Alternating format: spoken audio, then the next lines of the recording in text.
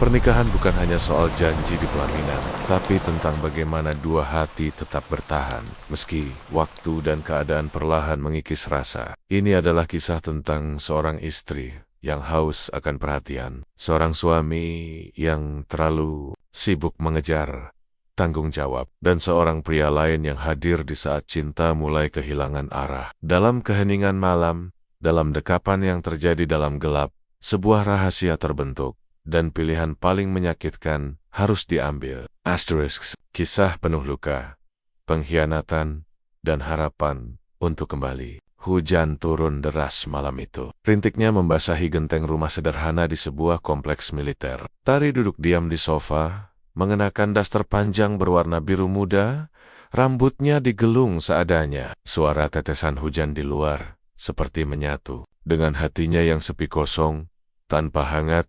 Ia menatap layar ponselnya yang hening, tak ada pesan. Sudah 2 minggu suaminya, Bima, bertugas keluar pulau. Seorang tentara aktif, disiplin, dan sangat bertanggung jawab. Tapi belakangan, Bima lebih sering menjadi sosok yang kaku, jauh dari kelembutan. Cinta terasa seperti kewajiban, bukan lagi pelukan hangat yang menenangkan. Tari menghela napas panjang. Malam ini gelap, dan listrik tiba-tiba padam. Dertit. Sebuah suara getaran mengejutkan Tari. Ponselnya menyala. Sebuah pesan masuk. Davin, tetangga depan rumah. Mbak Tari, di rumah mati lampu juga ya?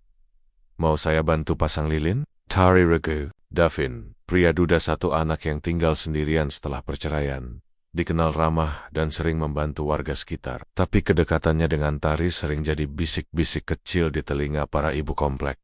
Namun malam ini, rasa sepinya mengalahkan logika. Tari, iya mas, boleh banget kalau nggak merepotkan. Tak sampai 5 menit, Davin datang membawa 2 batang lilin dan pemantik.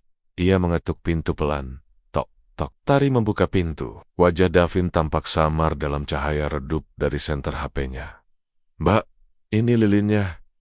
Mau saya nyalain sekalian? Tanyanya. Boleh mas, maaf ya. Saya takut gelap kalau sendiri, jawab Tari dengan suara pelan, hampir seperti bisikan. Mereka masuk ke dalam. Davin menyalakan lilin di meja makan, satu lagi di dekat TV. Cahaya oranye lembut mulai menerangi ruangan.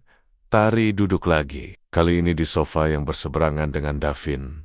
Sesaat mereka hanya terdiam, hanya suara hujan yang menemani. Masih sendiri terus ya di rumah? Tanya Davin memecah keheningan. Tari hanya mengangguk sambil tersenyum tipis. Bima dinasnya lama ya? Iya, 2 minggu ini.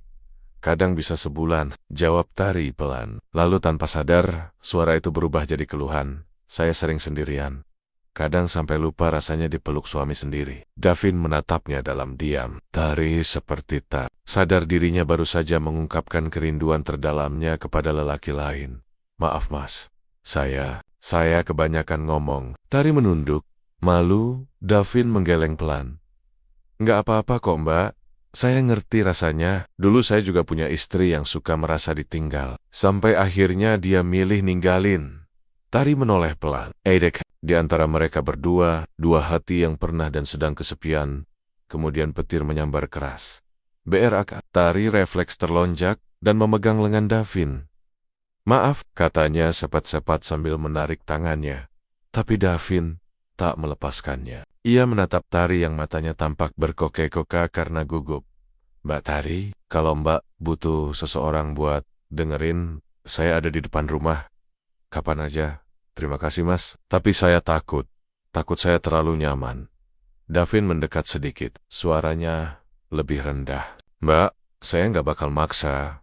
Tapi kadang kita butuh bahu untuk bersandar. Bukan untuk selingkuh, tapi untuk merasa dihargai. Tari diam, lalu mengangguk.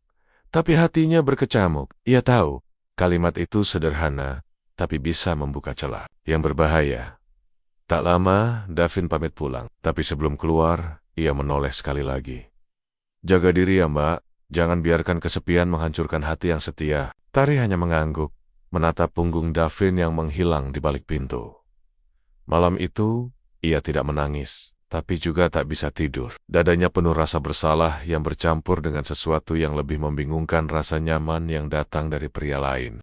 Pagi itu, Matahari mulai muncul dari balik awan kelabu. Embun masih menggantung di ujung dedaunan. Tari berdiri di depan cermin, menatap wajahnya yang pucat dan mata yang sedikit sembab. Ia tak tidur semalaman. Hatinya masih diselimuti campuran rasa bersalah, takut, dan kenyamanan yang membingungkan.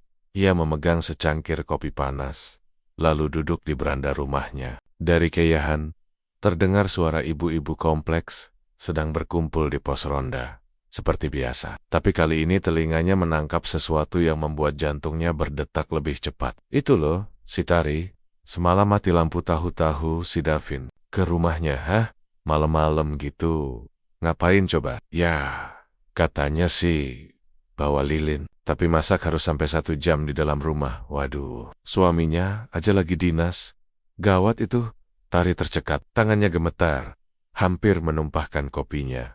Ia tahu suara itu. Burani, ketua arisan, yang memang terkenal pandai menyulut. Api gosip, Tari buru-buru masuk ke dalam rumah. Jantungnya berdebar keras. Ia merasa terpojok. Belum ada yang benar-benar terjadi antara dirinya dan Davin.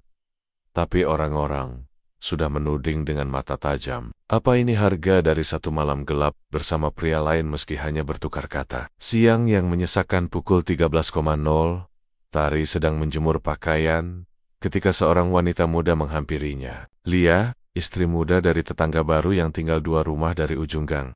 Mbak Tari, maaf ganggu, tapi aku cuma mau kasih tahu. Tadi waktu aku beli sayur, Bu Rani sama Bu Mimin ngomongin Mbak. Katanya Mbak suka digoda Mas Davin. Tari langsung mematung. Lia melanjutkan, aku tahu Mbak orang baik, tapi mereka ngomongnya udah kemana-mana. Takutnya nyampe ke atasan Pak Bima. Wajah Tari berubah pucat. Ia mengangguk pelan, berusaha tegar. Tapi begitu Lia pergi, ia masuk ke kamar dan mengunci pintu. Tangisnya meledak. Bukan hanya karena gosip tapi karena diam-diam. Hatinya takut gosip itu jadi nyata. Ayai tahu. Dirinya mulai rapuh. Sore yang menggoda menjelang sore, hujan kembali turun. Tidak deras seperti semalam, tapi cukup untuk membuat suasana dingin dan sendu. Tari menyibukkan diri di dapur, memasak, mencuci piring, menyapu lantai apapun, asal pikirannya tidak kembali ke semalam. Tiba-tiba, notifikasi pesan masuk lagi. Davin, Mbak, maaf tadi siang jadi omongan orang. Saya salah udah terlalu lama di rumah Mbak. Saya nggak niat bikin masalah. Tari terdiam lama, sebelum akhirnya membalas. Tari, bukan salah Mas Davin. Saya juga salah. Kita terlalu nyaman. Tapi sekarang, semua orang mulai menilai. Tak lama kemudian, pesan lain masuk. Davin, kalau Mbak butuh teman ngobrol lagi, saya masih di sini. Tapi, saya ngerti kalau Mbak nggak mau lagi. Tari ingin mengabaikannya, tapi malam kembali datang. Sunyi kembali menghampiri. Dan entah kenapa, pikirannya kembali ke Davin, ke suara lembutnya, ke tatapan matanya semalam, dan ia membiarkan pikirannya berlayar ke arah yang seharusnya ia hindari. Malam kedua sekitar pukul 9 malam, suara ketukan pelan terdengar di pintu tok-tok. Tok! Tari kaget, ia mengintip lewat jendela. Davin, pria itu berdiri, sambil membawa tas plastik berisi makanan. Mbak, saya masakin sup, daripada kebuang, saya bawain ya. Tari ragu, tapi ia membuka pintu. Makasih Mas, tapi lain kali jangan kesini malam-malam lagi. Orang udah ngomong macem-macem. Davin mengangguk pelan, tapi sebelum pergi, ia berkata, saya cuma pengen bilang, saya suka sama Mbak, bukan karena kesepian, tapi karena saya lihat Mbak wanita kuat yang layak dicintai, lebih dari sekadar dilupakan. Tari terseket, matanya membesar, hatinya bergetar hebat. Mas Davin, tolong, jangan lanjutkan. Davin mendekat 1 langkah. Saya tahu ini salah, tapi saya juga tahu bukan cuma saya yang merasa ini. Tari mundur setengah langkah, matanya berkokek-kokak. Saya istri orang Mas, tapi Mbak kesepian, dan saya nggak tahan lihat Mbak dihancurkan oleh rasa sepi. Untuk beberapa detik, mereka hanya saling menatap. Jarak di antara mereka seperti dijaga oleh tembok tipis. Rapuh tapi masih berdiri. Akhirnya, Tari menutup pintu perlahan. Tidak bekat, tapi saat ia kembali ke ruang tamu, ia duduk sambil memeluk bantal erat-erat. Air matanya jatuh lagi. Ia tahu, batas itu makin tipis, dan sekali ia menginjaknya, takkan ada jalan pulang yang utuh. Sudah 3 hari sejak malam itu. 3 malam di mana hati Tari terus dihantui wajah Davin dan ucapan yang ia lontarkan dengan suara penuh perasaan. Tapi juga 3 hari penuh rasa bersalah dan cemas yang terus menekan dadanya. Tari berusaha menyibukkan diri. Ia bangun pagi, membersihkan rumah, memasak, menelepon keluarganya di kampung. Bahkan mulai ikut pengajian online hanya untuk membuat pikirannya tetap di jalan lurus. Namun, semuanya seakan runtuh saat siang itu ia menerima telepon dari nomor tak dikenal. Assalamualaikum, Bu Tari, ini dari markas, Bu. Kami hanya ingin menginformasikan bahwa Pak Bima akan pulang lebih cepat. Mungkin besok pagi sudah sampai rumah.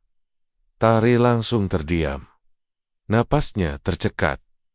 Besok pagi? Betul, Bu. Ada pergantian jadwal operasi lapangan. Pak Bima sudah dalam perjalanan pulang. Panggilan itu membuat dada Tari sesak. Bukan karena ia tak rindu suaminya, justru karena rasa bersalah yang belum selesai di benaknya. Ada sesuatu yang belum terjadi, tapi juga sudah terlalu jauh untuk bisa disebut wajar. Dan sekarang Bima akan pulang. Pagi yang mencekam pukul 06.15. Pagi, suara deru motor militer terdengar dari arah ujung jalan. Tari yang sedang menyapu halaman langsung berhenti. Ia berdiri tegak, matanya menatap lurus ke gerbang. Dan benar, sosok Bima turun dari motor besar.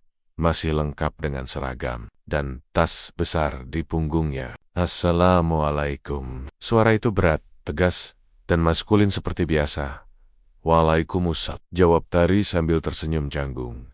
Bima memeluknya singkat, tanpa tatapan hangat. Tari tahu, pelukan itu lebih seperti formalitas. Hatinya nyeri, tapi ia tak berani mengeluh. Saat masuk ke rumah, Bima meletakkan tas dan langsung duduk di meja makan. Rumahnya bersih. Kamu kelihatan makin kurusan. Kalimatnya datar. Iya, aku kurang tidur akhir-akhir ini. Kenapa? Sakit? Tari menggeleng. Enggak, cuma banyak pikiran. Bima menatapnya sekilas. Ada sorot curiga di matanya, tapi ia diam. Tak lama kemudian Tari menyuguhkan teh panas dan roti bakar. Pertanda, dari aroma beberapa jam kemudian, Bima sedang birs-birs di kamar. Saat membuka lemari, ia mencium aroma parfum asing dari daster Tari yang tergantung di balik pintu lemari. Parfum itu bukan yang biasa dipakai Tari, terlalu maskulin, terlalu asing. Dahi Bima berkerut. Ia mencoba mengabaikannya, tapi pikirannya mulai menyusun patangan-patangan. Anak Tari lebih sering pakai makeup belok. Ada perubahan dalam sikap dan nada suaranya saat bicara. Bahkan suara tawanya beberapa hari lalu terdengar dari luar saat ia sedang menelpon seseorang di taman depan. Dan gosip dari rekan sesama tentara yang sempat mampir kemarin kembali terngiang. Istrimu cantik ya, Mas Bima. Tapi hati-hati. Di kompleks ini gosip cepat banget jalan. Malam hari, setelah makan malam yang sunyi, Bima duduk di sofa. Tari sedang mencuci piring. Tiba-tiba, suaranya terdengar dari ruang tamu. Kamu kenal dekat sama Mas Davin? Tari terkejut. Tangannya berhenti menggosok piring. Ia menoleh pelan ke arah suara suaminya. Maksudnya, aku cuma tanya. Soalnya tadi aku lewat pos ronda, dan beberapa orang bilang, dia sering main ke rumah kita. Tari menarik napas panjang. Ini saat yang ia takutkan. Dia cuma bantu waktu mati. Lampu, Mas. Nggak ada apa-apa. Sering? Potong Bima tajam. Nggak sering. Cuma 2 kali.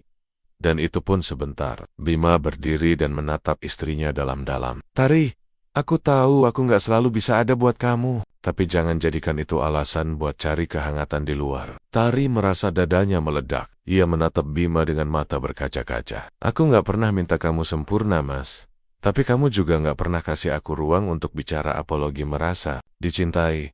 Aku kesepian. Iya, tapi aku nggak pernah niat selingkuh. Tapi kamu nyaman sama pria lain karena dia dengerin aku. Sesederhana itu, teriak Tari, dan suaranya bergetar. Bima terdiam. Untuk pertama kalinya dalam pernikahan mereka, konflik meledak seperti bara yang disiram bensin. Sunyi menggantung di antara mereka selama beberapa detik yang terasa seperti selamanya. Bima menanduk, lalu berjalan ke kamar. Tak berkata sepatah kata pun, Tari jatuh terduduk di lantai dapur, menangis dalam diam. Kali ini bukan hanya karena rasa bersalah, tapi karena retak itu sudah mulai terbuka, dan ia tak tahu apakah masih bisa ditambal kembali. Pagi itu langit mendung, seperti suasana hati di dalam rumah Tari dan Bima. Mereka duduk berseberangan di meja makan, tapi tak ada percakapan. Suara sendok yang menyentuh piring terdengar lebih nyaring dari biasanya. Tari beberapa kali melirik Bima, berharap ia membuka percakapan. Tapi lelaki itu hanya menatap kosong ke nasi di piringnya. Bima memang pulang, tapi kehangatan rumah belum ikut kembali. Setelah sarapan, Bima keluar rumah tanpa bicara sepatah kata pun. Tari menatap punggung suaminya yang makin menjauh dari pintu. Ada luka dalam pandangannya, luka karena rasa bersalah, juga karena sikap dingin yang terus membungkus pernikahan mereka. Rahasia yang diam-diam dicari. Bima berjalan kaki ke arah pos ronda. Di sana, ia menemui Pak Aris, satpam kompleks yang biasa berjaga malam.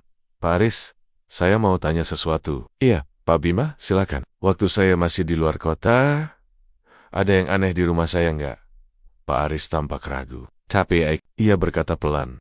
Sebenarnya saya nggak enak ngomongnya, Pak. Tapi beberapa warga pernah lihat Mas Davin sering datang ke rumah waktu malam. Pernah juga waktu listrik mati. Tapi ya, saya nggak tahu niatnya apa. Bima mengangguk. Ekspresinya tetap tenang, meski dalam dadanya ada bara yang mulai menyala. Kalau begitu, saya mau minta tolong, Pak. Kalau ada yang mencurigakan, langsung kasih tahu saya. Jangan bilang ke siapa-siapa dulu. Siapa? Ancaman misterius sementara. Itu di rumah. Tari sedang menyapu halaman depan saat sebuah amplop putih tergelincir dari bawah pagar. Ia melihat ke kiri dan kanan. Tak ada orang. Dengan hati-hati ia ambil amplop itu dan membukanya. Di dalamnya hanya ada satu foto. Foto dirinya dan Davin berdua di dalam rumah. Malam saat mati lampu. Cahaya lilin membuat wajah mereka tampak lebih dekat dari yang sebenarnya. Di balik foto tersialis, suami kamu pasti senang kalau lihat ini. Tari langsung pucat. Tangannya gemetar. Ia melihat ke sekeliling lagi. Panik. Siapa yang memotret? Kapan? Dari mana? Ia cepat-cepat merobek foto itu dan membakarnya di dapur. Tapi rasa takutnya tak ikut terbakar. Justru makin besar kemerahannya. Mendidih sore itu, Bima pulang dengan wajah penuh curiga. Ia tak langsung masuk rumah, tapi berdiri di luar, memperhatikan rumah Davin dari kejauhan. Tangannya mengepal. Ia ingat sorotan mata istrinya tadi malam, dan kalimat yang masih menggema. Aku kesepian. Iya, tapi aku nggak pernah niat selingkuh. Nyaman sama pria lain. Kalimat itu terngiang terus.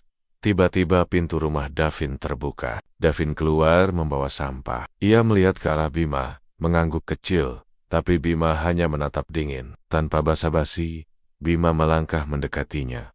Mas Davin. Oh, Pak Bima, baru pulang ya? Davin tersenyum canggung. Kita bisa bicara sebentar. Tentu, masuk ke dalam dulu. Nggak perlu, tegas Bima.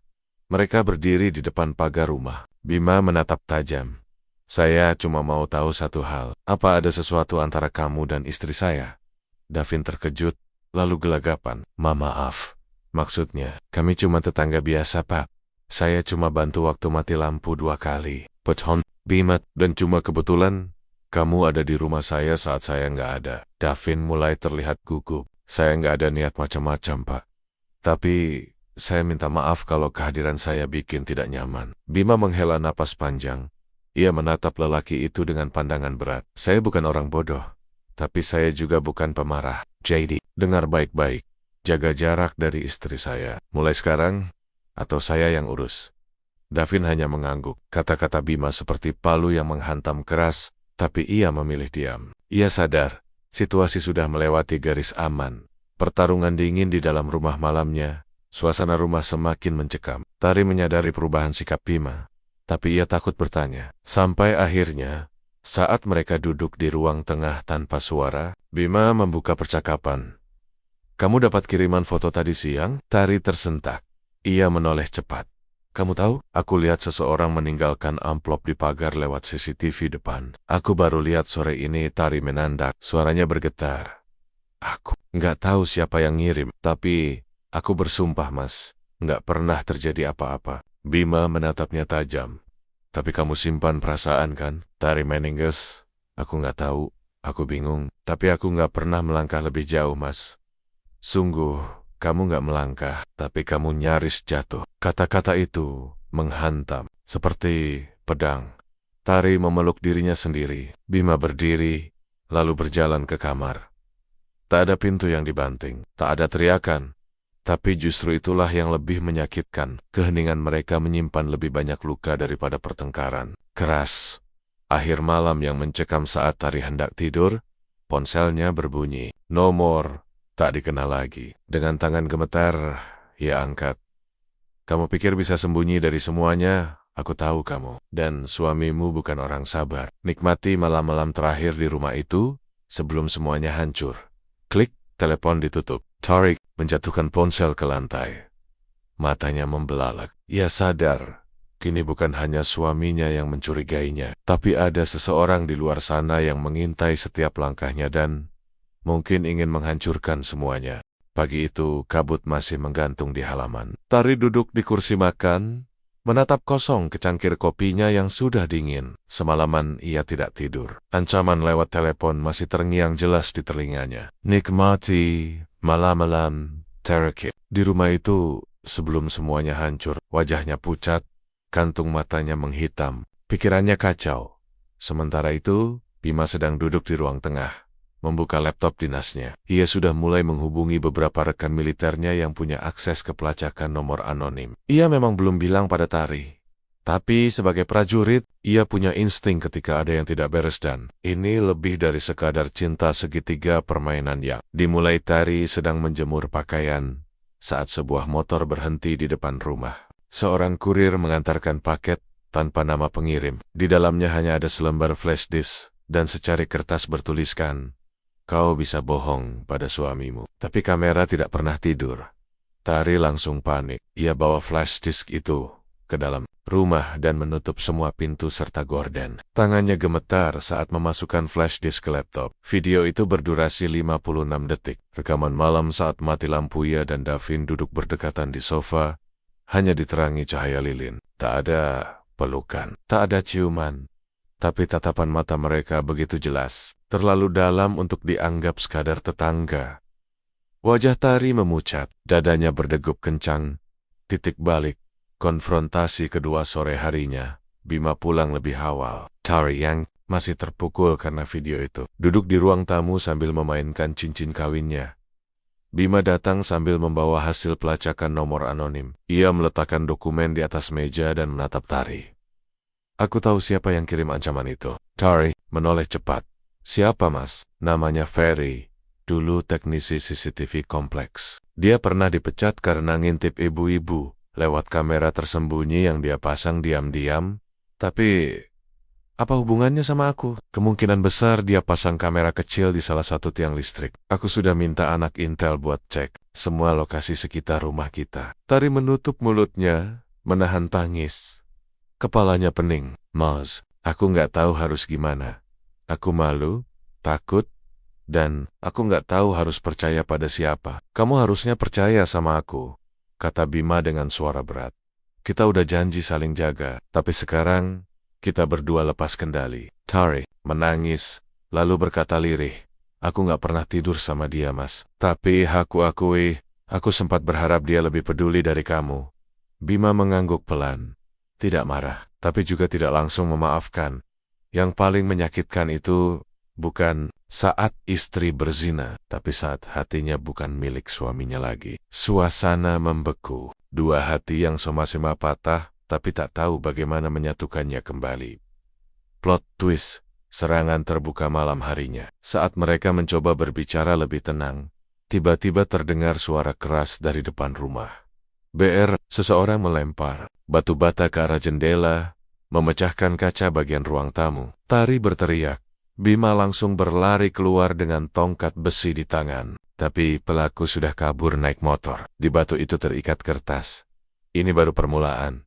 Mau video itu viral? Selesaikan urusanku. Bima mencak-mencak. Ia segera menelepon rekannya, mengaktifkan pengawasan keliling kompleks malam itu juga. Sementara itu, Tari menggigil ketakutan.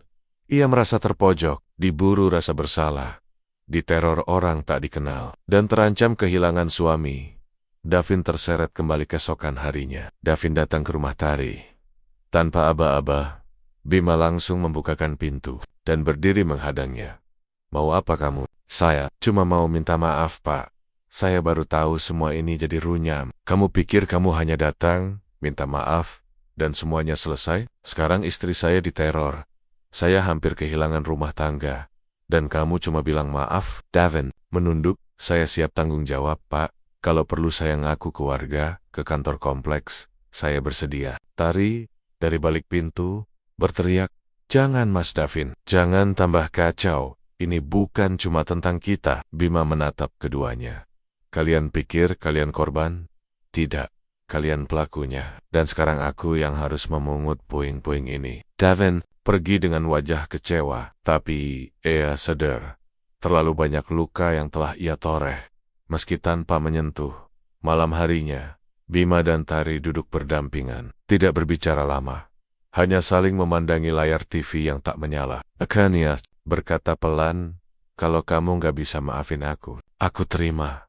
Bima menggenggam tangannya. "Aku belum tahu apa bisa memaafkan sekarang. Tapi aku mau mencoba, karena meski kita udah nyasar, rumah kita masih bisa dibangun lagi, selama kita mau saling jujur." Tari menangis pelan. Tapi, untuk pertama kalinya, air mata itu bukan karena takut kehilangan, melainkan karena diberi kesempatan untuk kembali.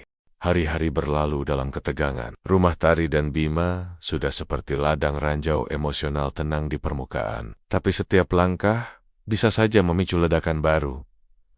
Tari berusaha bersikap normal. Ia tetap memasak, membersihkan rumah dan menyiapkan kebutuhan suaminya, tapi sorot matanya tak lagi sama. Ia terlalu waspada. Setiap suara motor yang melintas di depan rumah membuatnya gelisah. Setiap getar ponsel membuat dadanya berdebar. Bima, meski masih bersikap tegas, mulai menunjukkan sisi lembut yang selama ini tertutup. Tapi bukan karena ia sudah melupakan luka, melainkan karena ia sedang menyusun strategi. Ia tahu, masalah rumah tangga mereka kini bukan hanya soal hati, tapi ada musuh nyata yang sedang mengintai dari balik bayangan permintaan tebusan sore itu. Saat Tari sedang menjemur pakaian, ponselnya kembali berdering. Nomor yang sama, suara di seberang masih sama, tapi kini lebih dingin. 50 juta, kirim dalam 3 hari. Kalau tidak, video kamu akan viral di media sosial dan grup WhatsApp kantor suamimu. Tolong jangan, saya mohon, ujar Tari dengan suara parau. "Kamu pikir aku cuma iseng? Jangan coba-coba melibatkan polisi. Aku tahu caranya sembunyi, uang, atau aibmu jadi tontonan." Klik, telepon ditutup. Tari menjatuhkan ponsel ke rumput basah. Keringat dingin membasahi lehernya. 50 juta, dari mana ia harus dapat uang sebanyak itu dalam waktu 3 hari? Ia masuk ke rumah, langsung ke kamar. Ia duduk di tepi tempat tidur, lalu memandangi laci yang berisi simpanan darurat mereka. Tabungan bersama, tapi tidak banyak, hanya sekitar 20 juta. Ia tahu, Bima menyimpan sisanya di bank militer, tak bisa diakses tanpa kartu khusus.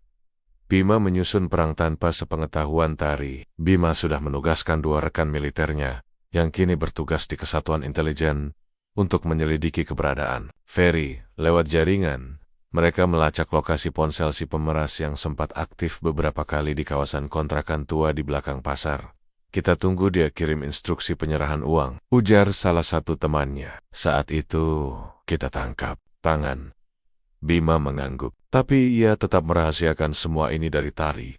Ia ingin menyelesaikan masalah ini sebagai suami, sebagai pelindung. Munculnya sosok lama sementara itu, Tari mendapat pesan dari akun media sosial miliknya. Nama yang muncul membuatnya terpaku beberapa detik. "Ardi, teman SMA, pesan pertama, Tari, aku tahu ini tiba-tiba, tapi aku lihat postingan ulang tahun kamu dari teman kita. Aku cuma mau tahu kabarmu." Tari ragu membalas. Tapi karena pikirannya sedang kacau, ia justru membalas, "Aku baik, Ardi. Sudah menikah. Dan sekarang, hidup agak rumit." Obrolan pun mengalir. Ardi ternyata bekerja sebagai konsultan IT dan tinggal di kota sebelah. Ia pernah menyimpan rasa pada Tari semasa SMA, tapi tak pernah mengungkapkan karena tahu Tari dekat dengan Bima sejak muda. Ardi, kalau kamu butuh seseorang buat dengerin, aku ada. Aku tahu kamu kuat, tapi yang kuat pun kadang butuh sandaran. Pesan itu menghantam emosi Tari. Lagi-lagi, perhatian sederhana dari lelaki lain menggoyahkan tembok hatinya yang sedang rapuh. Puncak ketegangan. Rencana penjebakan 3 hari kemudian. Tari menerima pesan lokasi penyerahan uang. Sebuah gang sempit. Di belakang, ruko kosong. Diinstruksikan untuk datang sendiri, tanpa suami. Bawa uang tunai. Tak boleh ada yang tahu. Dengan penuh ketakutan, Tari memutuskan untuk mengaku kepada Bima malam itu juga. Tapi Bima mendahuluinya. Aku tahu, kamu ditekan buat bayar. Aku tahu lokasi penyerahannya juga. Tari kaget, Mas. Kamu tahu semua ini? Aku tentara. Tari, aku bersumpah melindungi negara.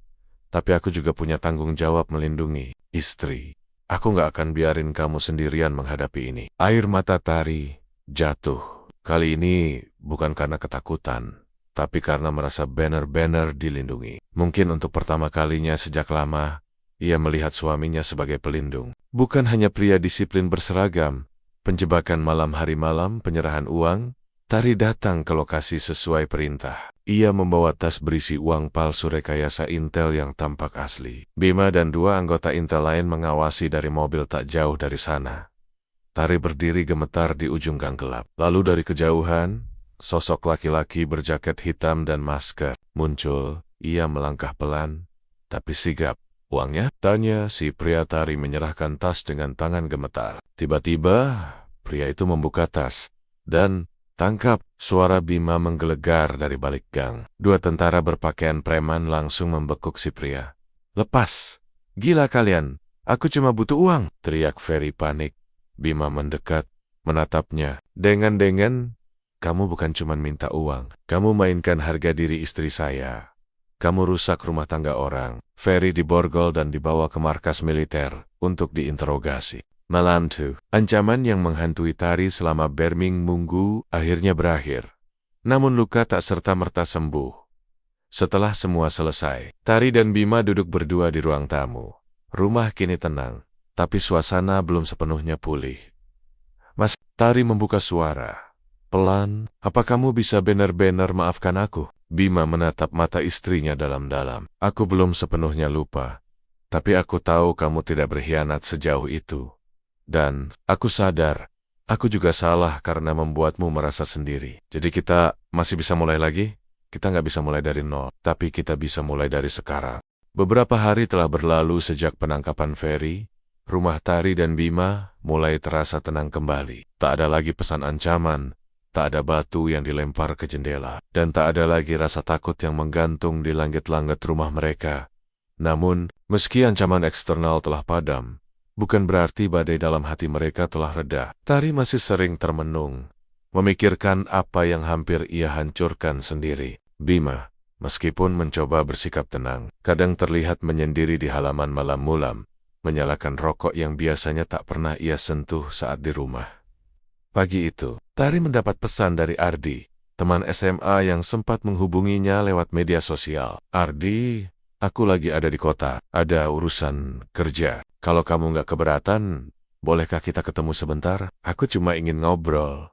Tari ragu, tapi ia merasa ada hal-hal dari masa lalu yang perlu ia selesaikan juga. Sesuatu yang dulu pernah ia tinggalkan dalam diam. Ia membalas, "Oke, tapi siang saja." Di tempat ramai, pertemuan di kafe tepi jalan. Tari datang ke sebuah kafe kecil di pusat kota, mengenakan blus putih sederhana dan celana jeans. Ardi sudah menunggu di meja dekat jendela. Wajahnya masih sama seperti dulu, hanya lebih dewasa, lebih tenang. Tari, sapanya pelan saat Tari mendekat. Maaf, aku udah lama nggak duduk bareng kamu begini. Tari tersenyum tipis. Kita udah bukan anak SMA lagi, Eret. Mereka duduk, memesan kopi. Awalnya pembicaraan berjalan ringan, tentang pekerjaan, tentang teman-teman lama, tentang nostalgia. Tapi perlahan, Ardi mulai membuka sesuatu yang lebih dalam.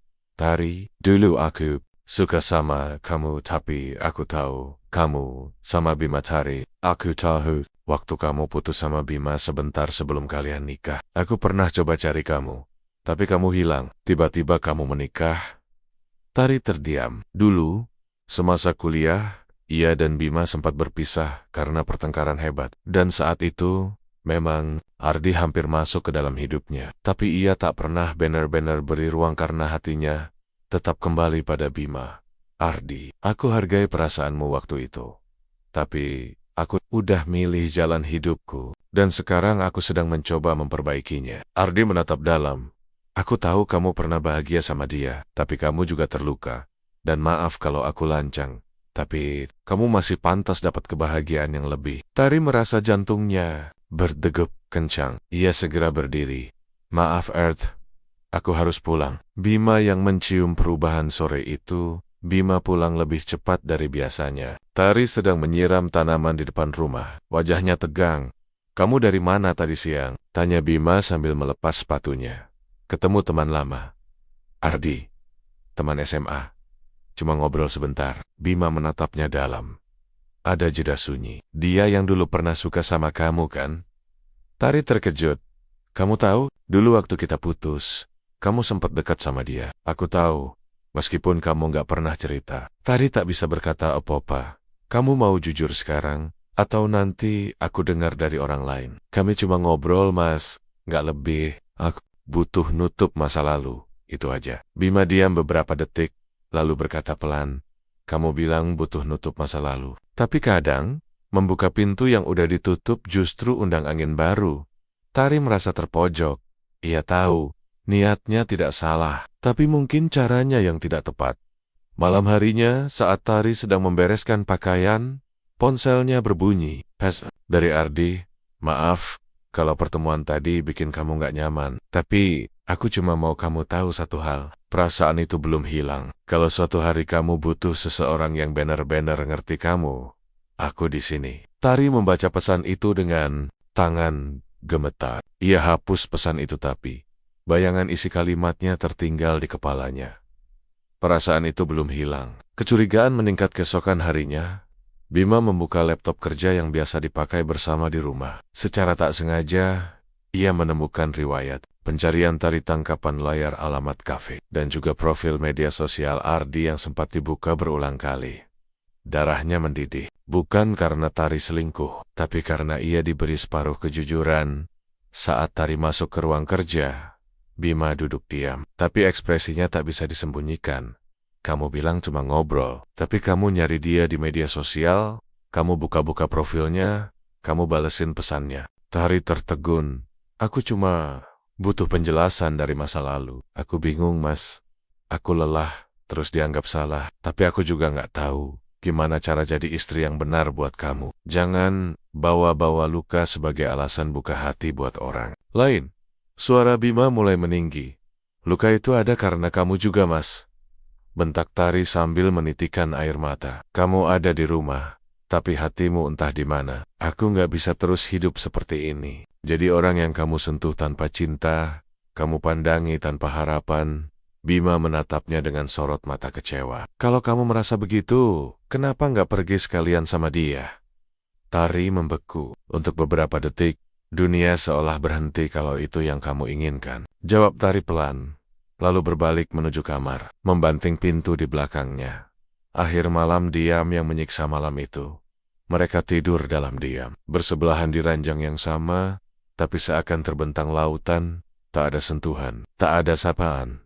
Tapi, saat tengah malam, saat Bima terbangun dan menatap punggung istrinya yang gemetar menahan tangis, ia sadar, kadang, seseorang tak mencari cinta baru karena ingin selingkuh, tapi karena terlalu lama tidak dicintai.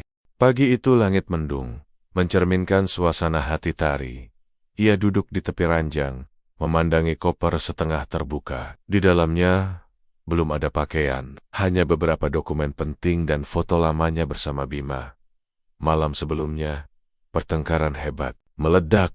Kata-kata Bima terus terngiang di kepalanya. Kalau kamu merasa begitu, kenapa nggak pergi sekalian sama dia? Kata-kata yang menusuk hati, seolah seluruh perjuangannya selama ini tak berarti.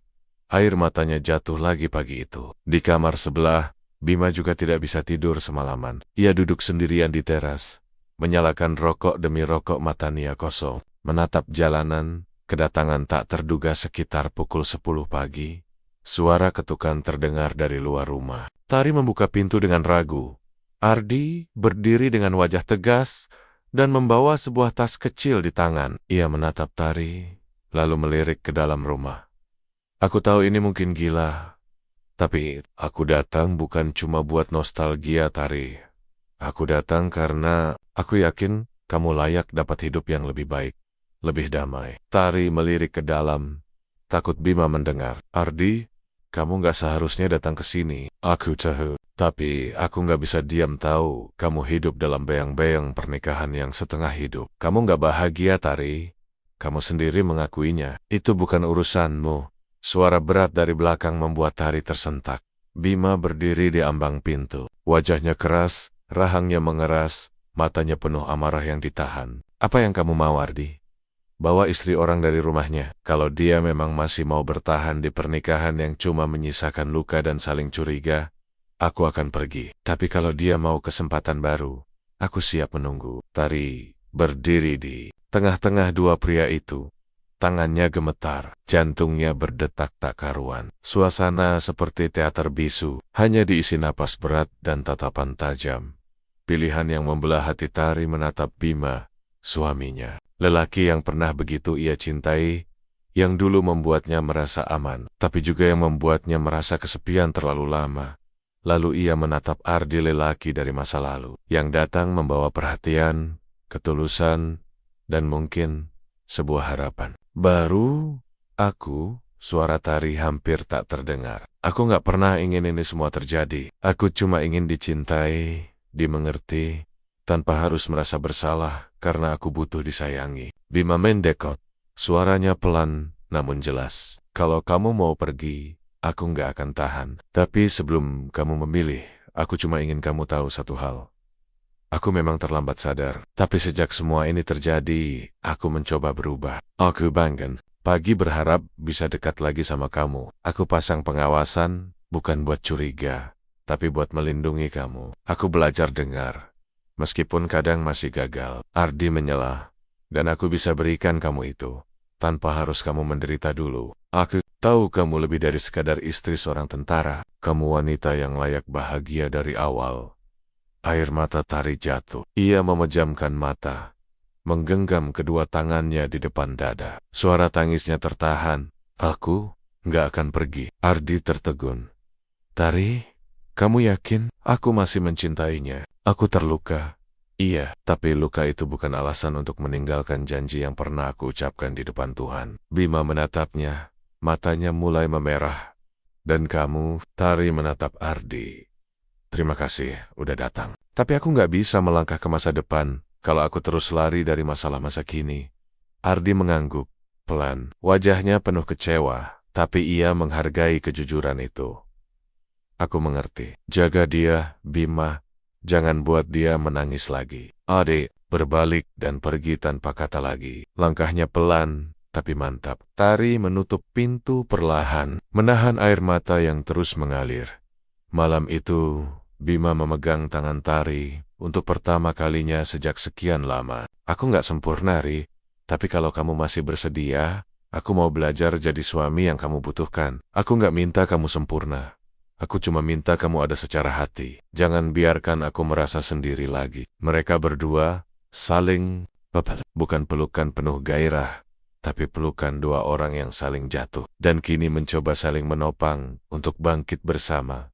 Untuk pertama kalinya dalam waktu yang lama. Mereka bicara dari hati ke hati, bukan lagi tentang kesalahan, tapi tentang harapan. Beberapa bulan kemudian rumah itu kini terasa lebih hidup. Bima mulai meluangkan lebih banyak waktu untuk keluarga. Mereka rutin berkencan setiap 2 minggu, sekadar makan malam atau jalan pagi.